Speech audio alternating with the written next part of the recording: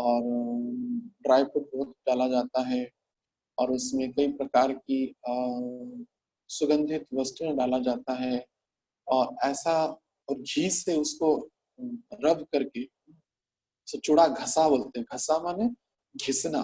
चूड़ा को घी से घिस करके एक अच्छा मिष्ठान प्रस्तुत होता है, जो वो घसा भोग जो है लक्ष्मी को खुश कराने के लिए लगाते हैं। उसके बाद बिड़िया पान, पान जो है पान खिलाते हैं जगन्नाथ जी मानो ब्राह्मण की तरफ से। और दही, कोई आए तो दही जैसे शुभ मंगल के लिए मांगलिक द्रव्य से अंतर्भुत दही को खिलाते हैं। तो उस दही और उसके बाद पुष्पों से, विविध प्रकार के अक्षत से, मांगलिक द्रव्यों से उनको अवगाहन करते हैं, उनको वे स्वागत करते हैं मानो। अर्थात वृंदावन का कोई मानो एक ब्राह्मण भगवान कृष्ण के आदेश से लक्ष्मी जी को स्वागत। और एक लक्ष्मी क्या करेंगे यहाँ पे, तो जयति तेदिकम जन्म नाम रज। 7 करोड़ लक्ष्मी जिन भगवान की सेवा में संभ्रम होकर के सेवा करते हैं, वृंदावन के कण कण में लक्ष्मी का वास है। तो ऐसा उसे तो कोई विचलित होना नहीं चाहिए वृंदावन वासियों को। फिर भी द्वारकाधीश के पटरानी रुक्मिणी महिषी का आगमन से उनकी मांगलिक स्वागत किया जाता है। और वे जब गुंडीचा मंदिर के अंदर अर्थात वृंदावन के अंदर प्रवेश करते हैं, तो वृंदावन के समीप में ही उनका स्वागत किया गया। और वे जो मंदिर के अंदर प्रवेश करते हैं, तब क्या होता है ना, संध्या धूप चलता है जगन्नाथ जी। धूप का अर्थ है पुरी की भाषा में, धूप अर्थात भोग लगाने को धूप कहते हैं। संध्या आरती में ना आरती हो रहा है और संध्या धूप हो रहा है। धूप अर्थात तो एक टेरा लगाते हैं, अर्थात जगन्नाथ जी के सामने एक वस्त्र लगाते हैं। आप देखेंगे स्नान पूर्णिमा में सामने एक रहता है वस्त्र, थोड़ा मुख अधर को अर्थात ओठ को कवर कर लेता है। तो जब लक्ष्मी जी प्रवेश करते हैं मंदिर के अंदर, गुंडीचा मंदिर के अंदर, जगन्नाथ जी का भोग लगता रहता है संध्या भोग, जिसमें विविध प्रकार के व्यंजनों को मानो खाते हैं। अड़प मंडप का भोग वृंदावन के वासी भगवान गोचारण के उपरांत जैसे आते हैं, यशोदा माता जैसे विविध प्रकार का संध्या भोग, जैसे गोविंद लीलामृत ग्रंथ में वर्णना है।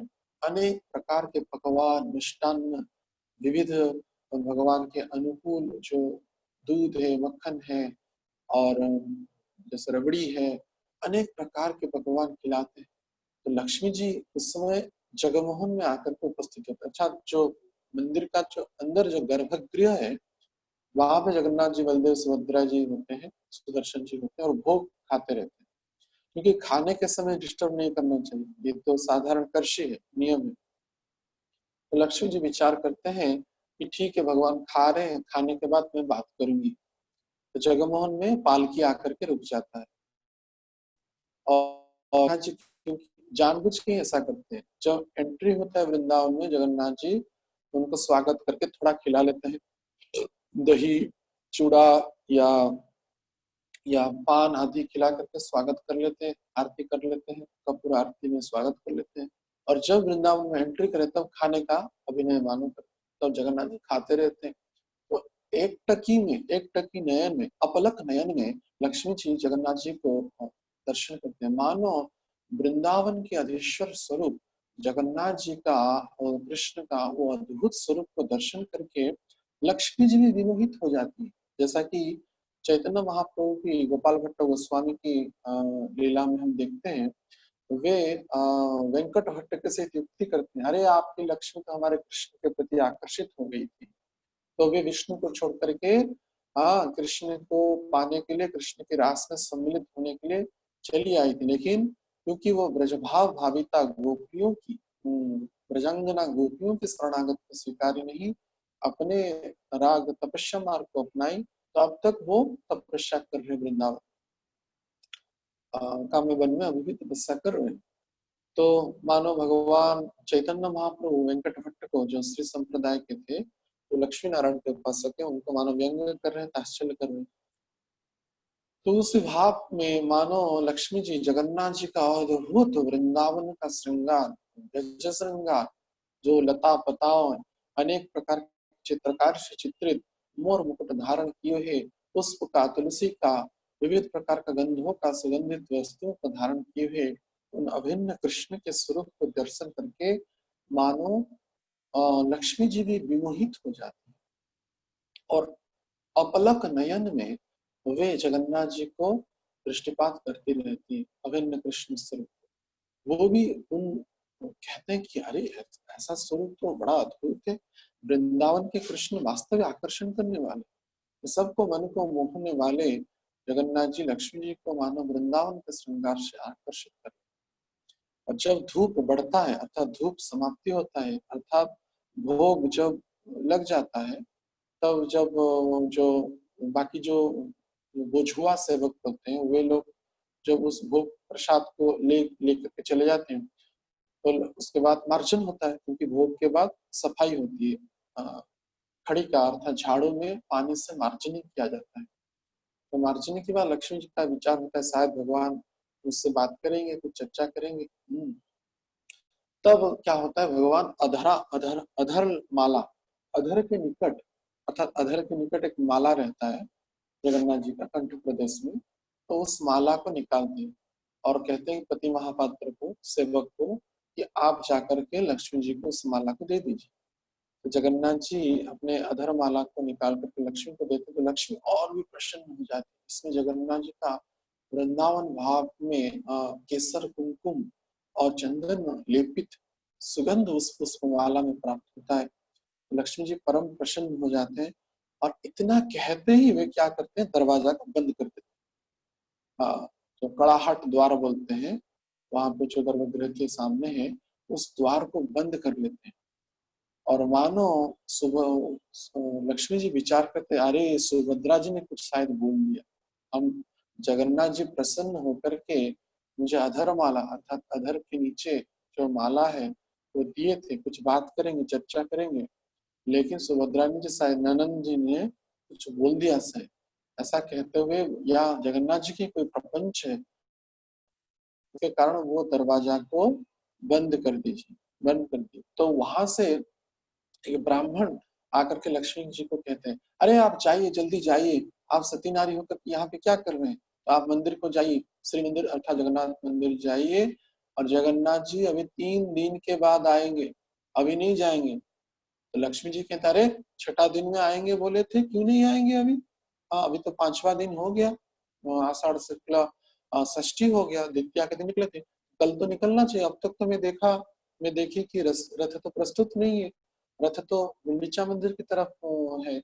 तो यद्यपि ये जैसे हमने चर्चा किए थे उच्चाटन चूर्ण दिए थे, क्योंकि उसका प्रभाव तो कुछ समय के बाद पड़ेगा ना, और उच्चाटन का जल को लेकर के आए थे, लेकिन टेरा बंद होने के कारण अर्थात भगवान भोग लगाने के कारण उनका तो मन खाने में था, तो लक्ष्मी जी को वे देख नहीं पाए। लक्ष्मी जी जगन्नाथ जी को देखती रही, लेकिन जगन्नाथ जी लक्ष्मी को देखे नहीं, बस एक मैसेज कर दिए, पत्र दे दिए कि आप कह दीजिए मैं 3 दिन के बाद आऊंगा, क्योंकि जगन्नाथ जी को कृष्ण को तो गोपियों के साथ रास करना है, अर्थात आज षष्ठी है, सप्तमी अष्टमी और नवमी 3 दिन भगवान का रास होता है गोपियों के सहित, राधा रानी के सहित, ये तो करना सुनिश्चित है। उससे पहले ये मनवा ठाकुर तो जाने वाले हैं नहीं, तो लक्ष्मण जी को तुरंत एक ब्राह्मण के द्वारा एक पत्र माने मैसेज दे दिए, एक संदेश दे दिए, जैसे कि शास्त्र कहता है, नीलाचलम तमे दैव गच्छ लक्ष्मी द्रुतम शुभे इत्युक्तम सच विप्रस्तु तुष्णिम तिश्चनोपतोत्तमम्।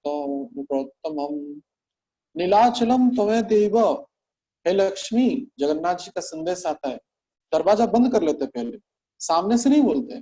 जगन्नाथ लक्ष्मी भोग लगने के बाद प्रसाद जब निकल जाता है तो तुरंत ही दरवाजा को बंद कर लेते जगन्नाथ जी, बंद करके एक मैसेज देते, संदेश देते, पत्र भी नहीं देते। यद्यपि उच्चाटन चूर्ण और उच्चाटन का जल का प्रयोग किए थे जगन्नाथ जी को आकर्षण करने के लिए, उच्चाटन चूर्ण को दे दिए थे जगन्नाथ जी को, वो जगन्नाथ जी खाए, लेकिन उसका प्रभाव तो तुरंत नहीं पड़ेगा। हाँ, तो लेकिन जो उच्चाटन का जल को अर्थात जो आंख में जो अंजन को का जो काला को अगर देखते शायद जगन्नाथ जी आकर्षण होते। लक्ष्मी जी अनेक प्रयास के जगन्नाथ जी मुझे देखें, लेकिन जगन्नाथ जी देखें, तो दरवाजा को बंद कर दिए, दरवाजा को जब बंद कर दिया और संदेश कहे, लेकिन डाचलम हे देव, हे लक्ष्मी, हे सतीनारी लक्ष्मी, पतिव्रता नारी लक्ष्मी आप नीलाचल को चले जाइए, अर्थात श्री मंदिर को, पुरी मंदिर को, द्वारका को चले जाइए। गच्छ लक्ष्मी, जाओ जाओ जाओ जाओ, यहाँ पे तुम्हारा कोई काम नहीं, वृंदावन में तुम्हारा। द्रुतम सुबह, जल्दी जाओ। कह रहे द्रुतम सुबह, जल्दी जल्दी जल्दी जाओ, यहाँ पे मत रुको। सुबह, हे सुभदा अर्थात हे सती आप जल्दी चले जाइए। इत्युक्त सचो विप्रस्तु, तो विप्र अर्थात ब्राह्मण कृष्ण की तरफ से ऐसा कहा। तब तो लक्ष्मी जी परम क्रोधित हो गई। अरे छठा दिन में आएंगे बोले थे और आज पंचमी हो गया, रथ अभी तक दक्षिण मोड़ नहीं किया है, अर्थात जगन्नाथ मंदिर की तरफ को मोड़ा जाता है एक्चुअली, तो कल के दिन उसको मोड़ा जाएगा, अर्थात सप्तमी के दिन। लेकिन क्योंकि लक्ष्मण जी देखते हैं कोई लक्षण है नहीं वृंदावन से द्वारका की ओर लौटने का, तो अत्यंत क्रोधित हो जाते, क्रोधित होकर के पैर को दबा दबा करके, नाक से क्रोध प्रकट होते हुए, आंख से लालिमा प्रकट करते हुए वे, ठीक है क्योंकि पति की आज्ञा है, गच्छ लक्ष्मी द्रुतम सुबह, आप जल्दी चले जाइए, तो वे आज्ञा का पालन करते हुए लेकिन न इच्छा होते हुए क्रोध में भरे होकर के वे निकलते हैं और सिंह द्वार में प्रवेश करते हैं। और एक द्वार है उसको नाकचना द्वार कहते हैं, तो नाकचना द्वार में जगन्नाथ जी माने लक्ष्मी जी निकलते हैं पालकी में, और वहां से निकलते वक्त क्या करते हैं, नंदी घोष जो जगन्नाथ जी का रथ है, ठीक है रथ में आए नहीं तो रथ को मैं तोड़ दूंगी, ऐसा कहते हुए रथ को थोड़ा तोड़ देती है। तो अभी भी यह प्रथा चलता है, लक्ष्मी जी जब नाकचना द्वार से रिटर्न करते हैं तो उनके तरफ से एक जो सेवक है रथ को थोड़ा तोड़ देता है, एक काष्ठ को, और सारथी का हाथ को भी थोड़ा तोड़ देते हैं, जैसे कि जगन्नाथ जी चाहे जहां जाए, जागर द्वारका नहीं आएंगे तो जहां कहाँ भी नहीं जा पाएंगे, ऐसा विचार करके लक्ष्मी जी मानो इस प्रकार की लीला करते हैं। और क्रोधित होकर के वे सिंहद्वार से न निकलते, क्योंकि सभी प्रतीक्षारत रहते हैं मंदिर में, उनके शख्स लोग, अरे लक्ष्मी जी भी जगन्नाथ जी को लेकर के आएंगे या जगन्नाथ जी का आने का कुछ संदेश लाएंगे, तो सामने सिंहद्वार में, पूर्व द्वार में सभी प्रतीक्षारत रहते हैं लक्ष्मी जी, लेकिन क्योंकि वे तो लाने में समर्थ नहीं हो पाए, सिंहद्वार मुख्य जो बड़दंड है, ग्रांड रोड है, उससे नहीं जाते हैं, तो और एक हेरा गौरी साही है, उस रास्ते से गलियों से होते हुए एक शॉर्टकट रास्ते से जगन्नाथ मंदिर अर्थात द्वारका को चले जाते, और रास्ते में उनको मनाने के लिए देवताएं जो होते हैं पंक्ति भोग लगाते, अरे लक्ष्मी जी अभी अप्रसन्न हो जाएंगे, संसार में धन का कमी हो जाएगा, उनकी परम क्रोधिता है, तो इसलिए उनको हल्का प्रसन्न कराने के लिए, तो जगन्नाथ जी की तरफ से ही उनको थोड़ा शांत कराने के लिए उनकी देवियां जो है तथा जो देवताएं हैं उनको अनेक प्रकार का भोग अर्थात नैवेद्य समर्पित करते हैं हेरा गौरी साहिब, जो कि पूरी मंदिर, पूरी टाउन में ही है, तो उसी साही अर्थात उस गली से होते हुए वे जगन्नाथ मंदिर को रिटर्न करते। तो यह समस्त उत्सव जो है एक मानवीय लीला का उत्सव है। जगन्नाथ जी वृंदावन के रस में डूबे हुए हैं, तो ऐश्वर्य भूता लक्ष्मी को कैसे देखेंगे, वो देखे भी नहीं जगन्नाथ जी। जब गोपियां रहती हैं वृंदावन के, नंद बाबा यशोदा मैया रहते हैं, राधा रानी रहते हैं, तो लक्ष्मी जी को भगवान देखते भी नहीं।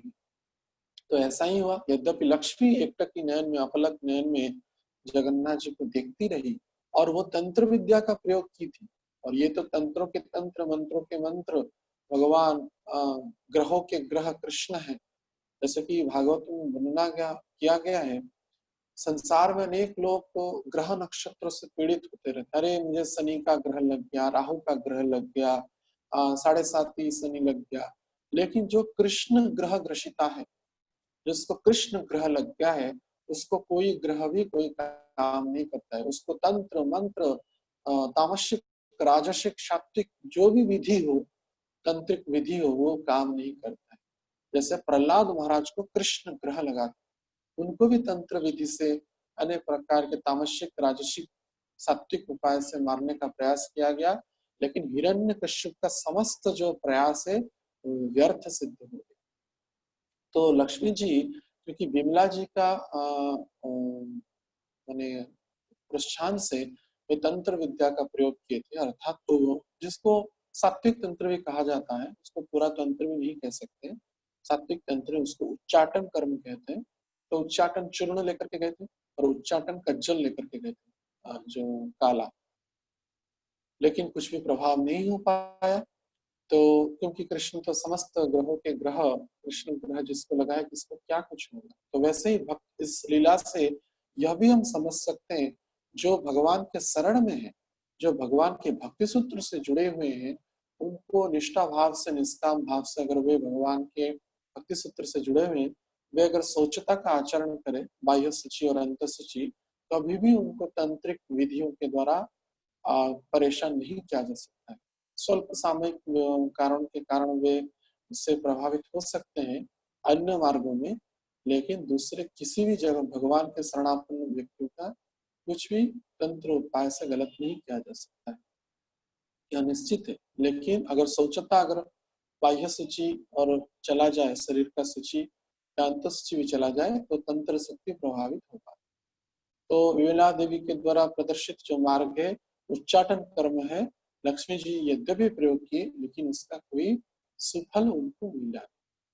तो भगवान जी अवश्य ही जो उच्चाटन चूर्ण को खाए थे, खाएंगे, जो लक्ष्मी दिए थे, तो उच्चाटन चूर्ण को खा करके वे और भी मतवाला हो जाएंगे, ना कि लक्ष्मी के प्रति, अपितु गोपियों के प्रति, राधा रानी के प्रति। और सुंदर भाव से आज जैसे षष्ठी है, आषाढ़ शुक्ल षष्ठी है, सप्तमी, अष्टमी और नवमी 3 दिन महारास भगवान कृष्ण जगन्नाथ जी गोपियों के साथ करेंगे। और दशमी के दिन पुनः उनकी व्यवहारिक सांसारिक लीलाओं को करने के लिए जगतवासियों को उद्धार किए। क्योंकि ब्रज लीला गुप्त लीला है, तो उस लीला में तो भाव का आदान प्रदान गुप्त तरीके से नहीं किया जा सकता है, प्रकटित स्वरूप में भक्तों को पुनः दर्शन देने के लिए। लेकिन पुरी में जगन्नाथ मंदिर वृंदावनेश्वर भाव से ही रहते हैं, राधा विरह विदुरा विग्रह के स्वरूप में वे रहते हैं। और जब रथ में लौटते हैं दशमी के दिन, बाहुड़ा दशमी कहते हैं, तब भी वे राधा रानी को, ब्रज को, गोपियों को स्मरण करते रहते हैं और वे क्रंदन करते रहते हैं, भाव विवलित होते हैं। इसलिए जो गौड़ीय वैष्णव होते हैं वो उल्टा रथ में सम्मिलित नहीं, क्योंकि भगवान कृष्ण आनंद से निकलते रथ यात्रा में वृंदावन के लिए जाने के लिए। लेकिन वृंदावन से पुनः जब द्वारका आते, यद्यपि वे राधा विरह विदुरा विग्रह ही रहते हैं, लेकिन वृंदावन का वियोग हुआ है, इससे दुखित रहते हैं। इसलिए चैतन्य महाप्रभु की लीला में हम देखते हैं, चैतन्य महाप्रभु उल्टा रथ में बाहुड़ा यात्रा में सम्मिलित नहीं होते। तो इस प्रकार की अद्भुत लीला आज संगठित होता है। तो चाहे वो उच्चाटन कर्म का प्रयोग क्यों ना हो, विमला के जो मंत्रणा करके वे जो उच्चाटन कर्म का प्रयोग किए, लक्ष्मी जी हर एक उपाय से, अपने सौंदर्य से, अपनी चाल से, अपनी चितवन से, या अन्य विधि जो सात्विक तंत्र कहा जाता है उच्चाटन कर्म से भी जगन्नाथ जी को प्रभावित नहीं कर पाए, क्योंकि वृंदावन में कृष्ण को कोई भी सम्मोहित नहीं कर सकता है। हमेशा ब्रजवासियों के सहित लीला विलास करते रहते हैं, यमुना में विचरण करते रहते हैं, कुंजों में विहार करते हैं। वे राधा कांत है, राधा नाथ है, गोपीनाथ है, और बाल गोपाल स्वरूप में माता पिता के साथ लीला करते हैं। सखाओं के साथ कृष्ण बलराम भी वन विहार में, वन प्रवेश में, वृंदावन प्रवेश में विविध प्रकार की लीलाएं करते रहते हैं। और इस प्रकार का जो जगन्नाथ जी का जो अति उच्च कोटि का जो रहस्य है, शास्त्र में प्रदान किया गया है। तो हेरा पंचमी की आज जो पवित्र उत्सव है, तो मानो ऐश्वर्य मूर्ति लक्ष्मी जी हार जाती है माधुर्य भूता गोपियों के सामने। अर्थात लक्ष्मी जी का सौंदर्य है, लक्ष्मी जी का आकर्षण है, या उच्चाटन कर्म के द्वारा तंत्र आदि विधियों का प्रयोग भी जगन्नाथ जी को आकर्षित नहीं कर पाता है, कृष्ण को आकर्षित नहीं कर पाता है। और हमेशा वृंदावन का ही जय होता है, माधुर्य होता गोपियों का ही जय होता है, वात्सल्य मूर्ति यशोदा मैया का जय होता है, और सखाओं का जय होता है, दासों का जय होता है। तो ऐश्वर्य हार जाती है माधुर्य के आगे। इसलिए शायद चैतन्य महाप्रभु कहें, आराध्य तस् ब्रजश तनय तद्धाम वृंदावनम रम्य काक्ष ब्रजवधु वर्गेण कल्पिता। ब्रजवधुओं के द्वारा जो सेवित भगवान कृष्ण है, श्याम सुंदर कृष्ण है, गोपीनाथ है, राधानाथ है, राधा रमण है, तो वे हमारे आराध्य हैं, ना कि अन्य द्वारका के कृष्ण या मथुरा के कृष्ण।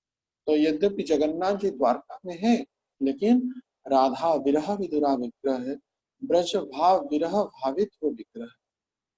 तो आज की स्थिति में पवित्र जो हेरा पंचमी तिथि में, जिससे जगन्नाथ जी मानव प्रमाणित कर लेते हैं कि चयति तेधिकम जन्मना व्रज।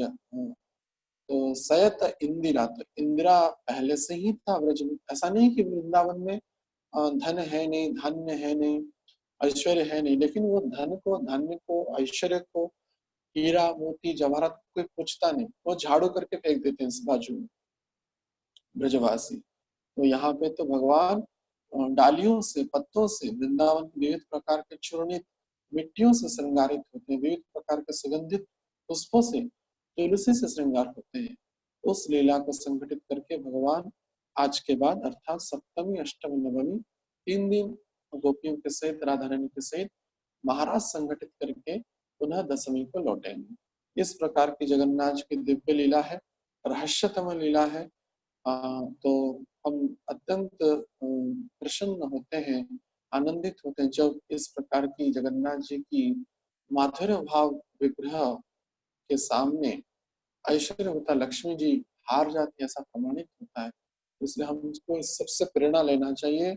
भगवान के जो रसिक भक्त होते हैं, उनके पास स्वतः ही लक्ष्मी का कोई कमी नहीं रहता है। तो वृंदावन में कोई लक्ष्मी का कमी नहीं है, लेकिन वो उसके प्रति स्वतः लक्ष्मी के प्रति आकर्षित नहीं होते। अलग से लक्ष्मी जी का, सरस्वती का अलग उपासना नहीं करते हैं, क्योंकि समस्त आराधना का मूल केंद्र बिंदु, मूल स्रोत बिंदु ब्रजभाव भावी जगन्नाथ जी है और माधुर्य भाव सेवा है। इसलिए चैतन्य महाप्रभु स्पष्ट रूप से बोलेंगे, आराध्य तत् ब्रजेश कन्या तद्धाम वृंदावनम रम्या काचित जगत वर्गीण। तो वे हमारा आराध्य है। तो ऐसे जगन्नाथ जी जो माधुर्य भाव में हमेशा ही रहते हैं, राधा भाव में, गोपी भाव में, ब्रज भाव में रहते हैं, ऐसे जगन्नाथ जी के चरणों में अनंत करोड़ दंडवत प्रणाम निवेदन करते हैं।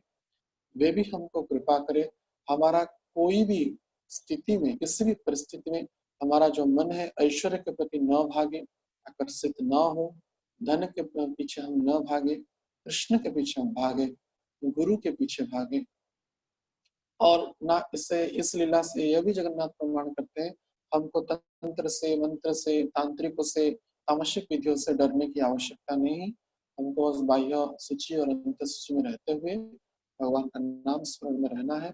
अवश्य हम समस्त बाधा विघ्नों से दूर होकर के भगवान की कृपा कटाक्ष को प्राप्त करके निश्चित रूप से हमारा परम जो कर्तव्य भगवत नाम है, भगवत आराधना है, इसी के सूत्र में हम भगवान के चरणों को अवश्य प्राप्त करेंगे। जगन्नाथ स्वामी की जय। तो किसी का अगर कोई प्रश्न है तो पूछ सकते हैं। हरे कृष्ण।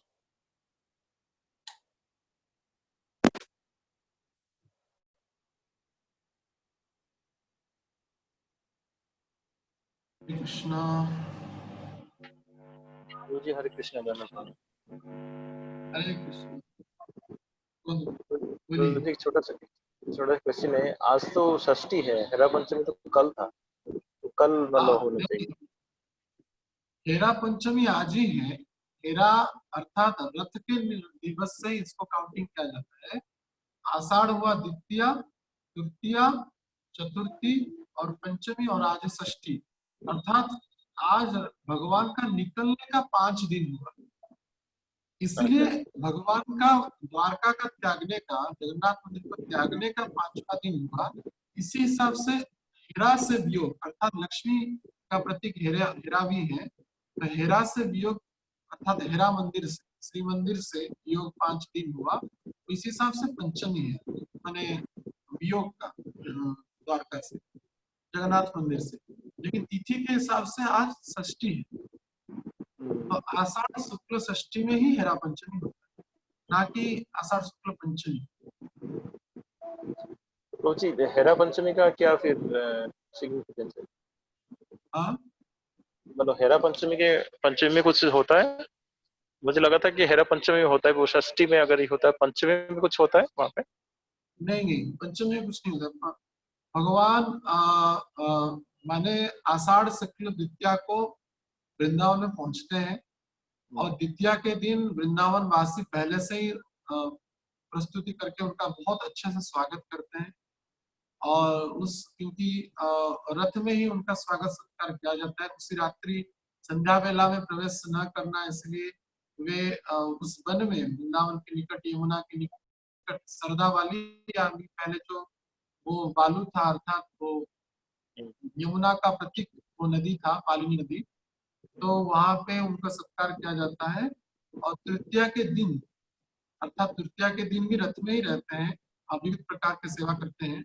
और तृतीया के संध्या में जगन्नाथ जी गुंडीचा में अर्थात वृंदावन में प्रवेश करते हैं। तो तृतीया रात्रि, चतुर्थी रात्रि, पंचमी रात्रि सत्कार होता है, षष्ठी रात्रि भी सत्कार होता है 3 रसों के द्वारा, अर्थात दास्य रसों के भक्तों के द्वारा, सख्य रसों के भक्तों के द्वारा और वात्सल्य रस के भक्त के द्वारा। 3 दिन तृतीया और होल टोटल जो है द्वितीया के दिन और तृतीया के दिन करते हैं। तृतीया रात्रि, चतुर्थी रात्रि, पंचमी रात्रि उनके द्वारा सेवित होते हैं, षष्ठी रात्रि भी, और सप्तमी, अष्टमी और नवमी 3 दिन जगन्नाथ जी जो है कृष्ण भाव में अर्थात माधुर्य भूता भक्तों के द्वारा सेवित, अर्थात रास क्रीड़ा आदि होता है। सप्तमी, अष्टमी, नवमी, और दशमी के दिन पुनः लौटता है, बावड़ा दशमी। दशमी के दिन आते या एकादशी दिन मतलब बावड़ा होता है ना? नहीं, दशमी के दिन ही बावड़ा होता है, एकादशी के दिन सोने का श्रृंगार होता है। अच्छा, एकादशी के दिन, ओके ओके, अभी हाँ, मुझे याद है। एकादशी के दिन माने सोने का श्रृंगार होता है, अर्थात फिर से द्वारकाधीश स्वरूप में लक्ष्मी जी के सहित, मतलब अभी द्वारकाधीश भाव में एंट्री करते हैं, राजा धीराज सोने का श्रृंगार। राइट, ठीक है, ठीक है, थैंक यू, हरे कृष्ण। हरे कृष्ण। हरे कृष्णा। कुछ बोल रहे थे क्या? हरे कृष्णा प्रभु जी। हरे कृष्णा, बोलिए। दंडवत प्रणाम प्रभु जी। दंडवत प्रणाम, बोलिए। प्रभु जी, गोविंद को तुलसी जी देते हैं, तो क्या वन तुलसी दे सकते हैं गोविंद को? वन तुलसी? हाँ हाँ, वैसे मालाओं में देते हैं, लेकिन भोग में जो नॉर्मल जो तुलसी है वही निवेदित होता है। फूल की माला में, श्रृंगार में वन तुलसी व्यवहार किया जा सकता है, जैसे उनके चरणों में जैसे देते हो। हाँ, चरणों में जो है नॉर्मली तो नॉर्मल जो तुलसी वही चढ़ाते हैं, लेकिन जो श्रृंगार में, मालाओं में, पगड़ियों में वन तुलसी निवेदित किया जाता है। जी। और प्रभु जी, जो सुभद्रा जी थी, जब गोविंद कंस ने कृष्ण को वहां पे मारने के लिए आया, तो उनकी जगह पे योग माया प्रकट हुई। योग माया वहां से चली गई, फिर वो सुभद्रा की बहन बन के वहां कैसे पहुंच गई? नहीं, वो जन्म के प्रसंग में यशोदा के गर्भ से योग माया का प्रकट हुआ, जो कि बाद में मथुरा में कंस के सामने अष्टभुजा के स्वरूप में प्रकट हुई। तो वही योग माया ही मानो सुभद्रा जी के स्वरूप में बाद में देवकी के गर्भ से ही जन्म हुआ, ना कि यशोदा के गर्भ में। तो उनका जन्म जो हुआ वो भी वसुदेव देवकी के द्वारा ही हुआ है। और यह जो योग माया थी वे यशोदा के गर्भ से प्रकट हुए थे, जो कि कंस को चेतावनी दी थी कि तुम्हारा तो काल प्रकट हो गया और अलग जगह। तो योग माया ही अलग अलग स्वरूप में लीला विलास किए हैं, इस प्रकार का प्रमाण। गोविंद के जाने के, गोविंद जब आ गए देवकी मैया के पास, जब आई सुभद्रा मैया? नहीं, पहले से जन्म हो गई थी। माने भगवान कृष्ण के जन्म के बाद, क्योंकि 8 संतान थे ना, 9वां जो संतान था ना, वो भी एक देवकी की कन्या हुई, जो कि सॉरी देवकी की नहीं, रोहिणी के, मैं भूल गया, ये रोहिणी से प्रकट हुई, क्योंकि योग माया कर्षण कर ली थी रोहिणी देवकी के गर्भ से, बाद में वो रोहिणी से ही प्रकट जी। हरे कृष्णा प्रभु जी। हरे कृष्ण। दंडवत प्रणाम प्रभु जी।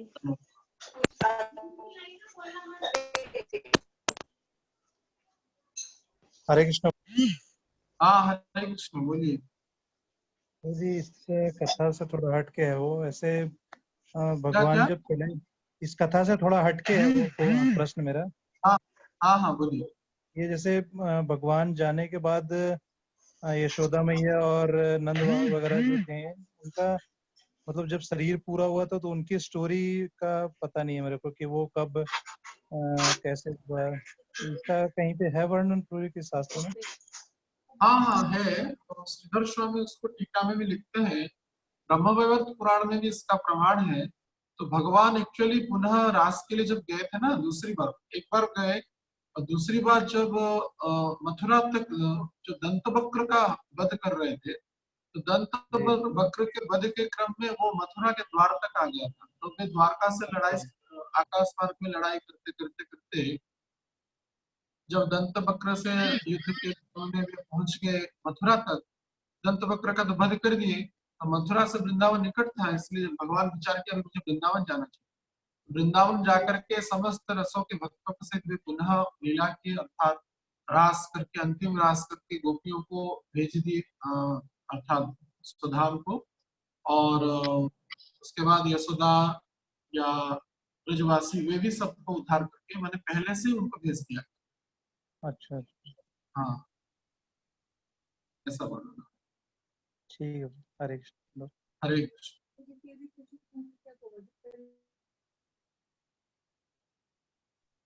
और है किसका प्रश्न? हरे कृष्ण प्रभु। धन्यवाद हाँ, हरे कृष्ण। प्रभु जी। जो पुरी के जो राजा है अभी, उनकी कोई मतलब संतान नहीं होते हैं ना, हाँ, तो फिर ये राजा बनते कैसे हैं? वो पोष्य पुत्र ग्रहण करते हैं, जिसको दत्तक पुत्र भी कहते हैं हिंदी में, वो पोष्य पुत्र ग्रहण करते हैं, ऐसा शास्त्र में प्रमाण है। लेकिन उनकी कन्या वगैरह होता है, लेकिन पुत्र नहीं, तो वे दत्तक पुत्र ग्रहण करते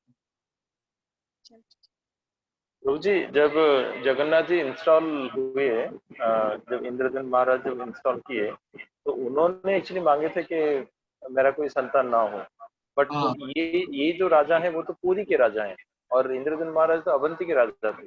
उन्होंने मांगे कि मेरा कोई वंश में कोई ना हो, बट इनका तो पुरी का तो राजा, जो उड़ीसा के जो राजा हैं, उनका तो वंश तो चलते ही आ रहा है। जैसे कपिलेंद्र देव हो गया, पुरुषोत्तम देव हो गया, प्रतापरुद्र देव हो गया, और इवन प्रतापरुद्र देव, चैतन्य चरितमृत में प्रतापरुद्र देव जी के उनके बेटे थे। चैतन्य महाप्रभु ने उनके अंग वस्त्र दिए थे उनके। लेकिन वो जो जितने भी पुत्र है ना, वो सब तो मुझे दत्तक पुत्र ही है, कोई उनका खुद का पुत्र नहीं। जो आगे गजपति बना, सब यापुरी के राजा बने, ये परंपरा है। क्योंकि एक्चुअली प्रथम चोड़गंग देव जो है, जिन्होंने, जो अभी का जो मंदिर ऐसा ऐतिहासिक प्रमाण है, 8वां मंदिर है, माने चाक्षुष मनंतर के बाद 7 बार ऐसे मंदिर टूट गया।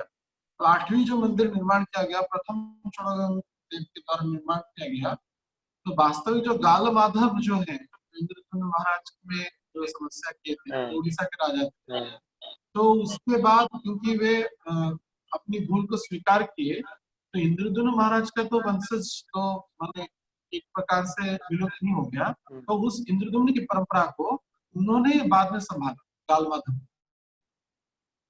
तो गाल माधव ने उसको संभाला, और वो उसी, अर्थात वो जो उत्कलीय परंपरा में वो युक्त हो गया इंद्रद्युम्न परंपरा, और कालांतर में कई वर्षों तक वो विलुप्त रहा, ऐसा ऐतिहासिक प्रमाण भी है। क्योंकि प्रथम चोड़गंग देव ने उनको पुनः मंदिर निर्माण किया।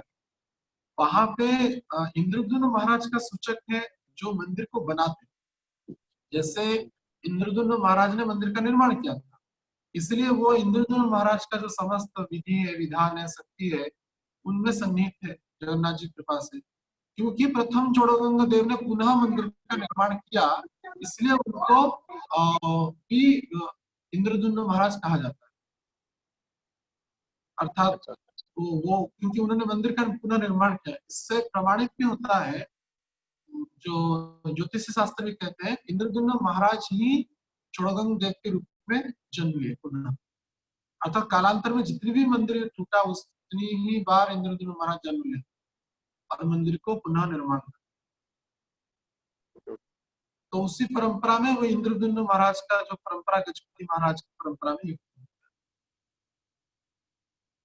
जी, और एक मेरा प्रश्न है, जो स्कंद पुराण में लिखा है कि ब्रह्मा जी के आधा दिन मतलब 100 साल से 50 साल एक्चुअली Yes, हाँ। नील माधव के रूप में वो रहेंगे, और फिर 51th ईयर के बाद वो जगन्नाथ जी के स्वरूप में प्रकट होंगे। तो अभी तो एक्चुअली ब्रह्मा जी का मतलब 50 साल खत्म हुआ है, और 51 ईयर का पहला दिन अभी चल रहा है उनका, चल रहा है। जिस सूर्य सिद्धांत में भक्ति सिद्धांत महाराज जी लिखे हैं। तो वहाँ पे अभी उनका टाइम हुआ है 11 बजे दिन का अराउंड, हाँ मतलब बस। हाँ। तो जब इंद्रद्युम्न महाराज जब तो ये ब्रह्मा जी का ये नया दिन अभी चालू हुआ है, और ये नया दिन में अभी 7th मनवंतर है, वैवस्वत मनवंतर, एंड 28 महायुग चल रहा है अभी। तो इंद्रद्युम्न महाराज 50 साल के बाद, मतलब जो पहले जो मनवंतर में स्वयंभू मनु थे, तब से एक्चुअली वो इंस्टॉल करने के लिए कोशिश किए थे, फिर ब्रह्मलोक गए, फिर जैसे ही वो लौटे, वो 6 मनवंतर ऑलरेडी मैं जा चुका था, मतलब क्या उसका हाँ, टाइम कैलकुलेशन रहेगा? क्योंकि ब्रह्मलोक से लौटते वक्त वो कई समय चला गया था। जैसे कि वो भी पुराण में वर्णना है, क्योंकि वहां का समय और यहाँ का समय अलग है। तो ये जो मनवंतर की गिनती जो है, हमारे गणना के अनुसार, भूलोक की गणना के अनुसार, उस समय वैवस्वत मनवंतर चल रहा था, और ये जब आए चाक्षुषी मनवंतर, द्वितीय मनवंतर हो गया। चाक्षुषी मनवंतर में ही मंदिर का माने जगन्नाथ जी प्रतिष्ठित हुए और रथ यात्रा शुरू हुआ, ऐसा भी स्कंद पुराण कहता है। तो चाक्षुष चाक्षुषी, मनवंतर, हाँ, तो चाक्षुष दूसरा, मतलब फोर्थ मनवंतर। नहीं, दूसरा मनवंतर, स्वयंभू चाक्षुष, सॉरी, दूसरा मनवंतर है। तो उसी समय इंद्रद्युम्न महाराज पुनः लौट करके, यद्यपि वे स्वयं मनवंतर के थे, ब्रह्मा के, उनका भी पीढ़ी का वर्णन है, मैं भूल गया हूँ कितनी नंबर माने पीढ़ियों में वे आते हैं। वही ध्रुव महाराज के परंपरा में ही हुए, उसी परंपरा में ही आते हैं। तो जैसे प्रियव्रत महाराज के, ध्रुव, प्रियव्रत, उत्तानपाद, इसी परंपरा में आगे चल के आते हैं इंद्रद्युम्न। तो वहां से, लेकिन जब मंदिर का सब प्रतिष्ठा हुआ तो चाक्षुष मनवंतर में हुआ। और इस समय क्योंकि वे ब्रह्मलोक में जो अनुरोध करने के लिए गए थे प्रतिष्ठा के लिए, उसी वक्त इतना काल बीत गया इधर भूलोक। तो ये चाक्षुष मनवंतर की बात है। यद्यपि ये प्रक्रिया शुरू हुई स्वयंभू मनवंतर में, लेकिन माने प्रतिष्ठा होते होते चाक्षुष मनवंतर, अर्थात 71 दिव्य युग चला गया। हाँ, मतलब पहले जब इंद्रद्युम्न महाराज स्वयंभू मनवंतर से ट्राई किए थे, जब ब्रह्मलोक जब होके आए तो चाक्षुष मनवंतर हो गया था, मतलब एक मनवंतर चला गया। गुंडीचा महारानी, विद्यावती, विश्वावसु, ये सब स्वयंभू मनवंतर की बात। लेकिन तो मंदिर का निर्माण भी स्वयं मनवंतर में हो गया, लेकिन विलुप्त हो गया था बालुका के द्वारा, और चाक्षुष मनवंतर में पुनः। तो ये जो गाल माधव जी जो थे, वो चाक्षुष मनवंतर के कोई ही है। महायुग का एक कलयुग में हाँ, होंगे? हाँ, कलयुग नहीं, सतयुग था वो भी एक सत्युग था। एक सतयुग था, चाक्षुष मनवंतर का पहला सतयुग, अच्छा तब की बात है। हाँ, चाक्षुष मनवंतर का पहला सतयुग की बात है। 71 दिव्य युग से पहला जो दिव्य युग का पहला सतयुग, तब जगन्नाथ जी ब्रह्मा जी के द्वारा प्रतिष्ठित हुए, और इंद्रद्युम्न महाराज इस प्रकार की जो स्कंद पुराण की जो उक्ति जो आता है नीलाद्रि महोदय की, वो उस समय की बात। आई मीन ये बहुत पुराना है, चाक्षुष मनवंतर से लेके और 3 मनवंतर, अभी तो 7th मनवंतर चल रहा है, अब 28 साइकिल चला गया है। हाँ, अभी भविष्य मनवंतर चल रहा है। और ऐसा शास्त्र भी कहता है, ऐसा 7 बार मंदिर टूट गया, और 8वीं बार मंदिर कलयुग में चोड़गंग देव ने निर्माण किया, जो कि गालमाधव की परंपरा के राजाओं में आते हैं। तो यद्यपि ऐसा प्रमाणित है नहीं स्पष्ट रूप से गालमाधव को इंद्रद्युम्न कहा जाए या नहीं, क्योंकि इंद्रद्युम्न उसके बाद शरीर को त्याग दिए, और गालमाधव ने ही उस सेवा को संभाला था जो इंद्र। किसी किसी किसी दृष्टि से शास्त्र कहता है वे भी इंद्रद्युम्न महाराज के अभिन्न अंश माने जाते हैं।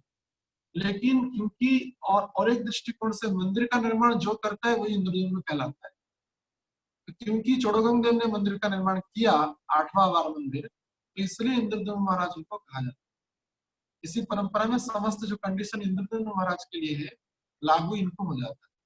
तो वो परंपरा अब तक चल रहा है। जो मंदिर हम देख रहे हैं ये चोड़गंग देव ने बनाया और द्वितीय चोड़गंग देव ने उसको समाप्त किया। 50 ईयर्स लगा, ऐसा ऐतिहासिक प्रमाण भी है। Thank you. ठीक है, हरे कृष्ण। हरे कृष्णा प्रभु जी, दंडवत प्रणाम। हाँ, हरे कृष्ण। बोलिए। प्रभु जी, जैसे गुंडीचा टेम्पल को हम उसको वृंदावन का सिंबल मानते हैं, तो केवल हम उसको ऐसा सिंबल बोला जाता है कि वो है, या वहां पर ब्रजवासियों की नित्य लीला वहां पे चलती रहती है, जैसे मनो वृंदावन में चलता रहता है? हाँ, निश्चय। वो जो गुंडीचा का जो स्थान है वो नित्य ब्रजवासियों का ही लीला चलता है, और क्योंकि ये कोई काल्पनिक चिंतन नहीं है, वास्तविकता है इसमें। तो क्योंकि जगन्नाथपुरी इसलिए श्रेष्ठ माना जाता है, इसलिए वहां पे मायापुर, वृंदावन और जगन्नाथपुरी तीनों ही है। तो मायापुर माने चैतन्य महाप्रभु गंभीरा में रहे, इसलिए मायापुर मानो प्रकट हो गया, और जगन्नाथपुरी तो है ही, और वृंदावन भी है, सुंदरांचल जो गुंडीचा मंदिर। तो ना कि वो काल्पनिक है, अभी तो वास्तविक है। तो अभी भी कई बार जब कुछ ऐसे भक्त, रसिक भक्त होते हैं, वे वहां पे राधा रानी को वो विरह स्वरूप में रहते हैं, इसलिए चैतन्य महाप्रभु भी उस विरह भाव में रहे, राधा भाव। मानव सुंदरांचल के प्रतीक राधा रानी चैतन्य महाप्रभु के स्वरूप में हमेशा जगन्नाथ जी को स्मरण बंधन हरे कृष्ण को करते रहे। तो वो समस्त जो तोटा गोपीनाथ की लीलाएं हैं, समुद्र जो है, या वो भी यमुना जी का स्वरूप चैतन्य महाप्रभु माने और कूद गए थे, ऐसा है। तो ये कोई काल्पनिक नहीं है, वास्तविकता है। ठीक है प्रभु जी, thank you. Hare Krishna. Hare Krishna, Hare Krishna.